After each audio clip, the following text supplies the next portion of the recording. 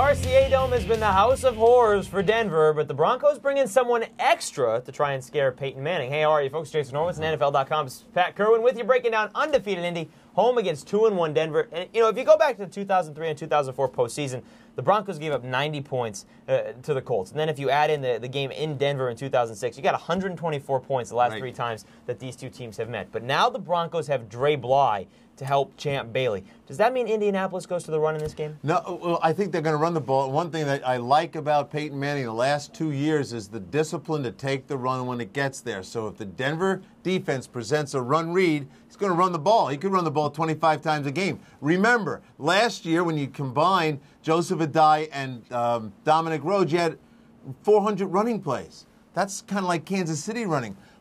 And you referenced getting Dre Bly, and that's going to help against Reggie Wayne, who tore them up last year in a regular season game. Where they don't have the answer is how you're going to handle Dallas Clark down the seam. The corners can only cover the wide receivers, so I see Clark having a big game. That was going to be my next question. So you've got Reggie Wayne, who had 3 touchdowns in that game that you were referencing when he tore them up. But you got Dallas Clark, you got Anthony Gonzalez. They have big games? I think so. I think the receivers running down the seams. So remember what Gonzalez is. Gonzalez is the replacement for Brandon Stokely. Who's in Denver. Both of those guys basically run the same role as Clark.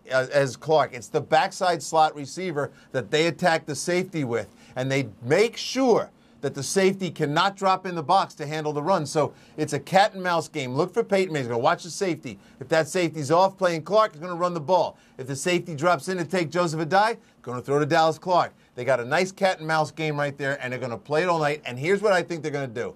Going to come out and throw the ball like crazy early and put this game on Cutler's shoulders. Well, let's talk about that then. If the game goes to Cutler's shoulders, what he has been able to do, at least in the first 2 weeks of the season, was hand the ball off to Travis Henry and take some of that pressure off of him. Could not do that against Jacksonville, and they were blown out in that game against the Jaguars. What did Jacksonville do without John Henderson in the ball game that maybe Indianapolis can do as well? Indianapolis is a pretty good run defense, and they don't do it the way Jacksonville does it with power and big tackles. They do it with speed.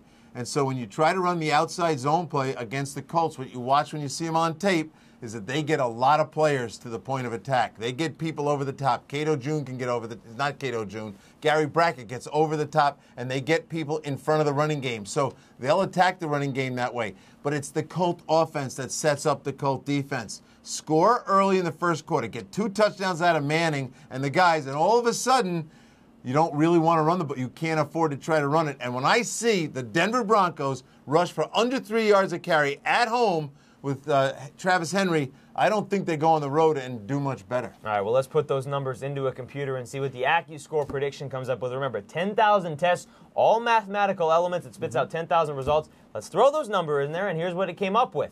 79% of the time that it came up with the result, the Colts came out on top and by a big margin. You agree? I totally agree. And I think Jay Cutler's going to be a great player in this league someday. But this is his 4th road game in his career. And he's in an indoor dome stadium against Peyton Manning, the world champions.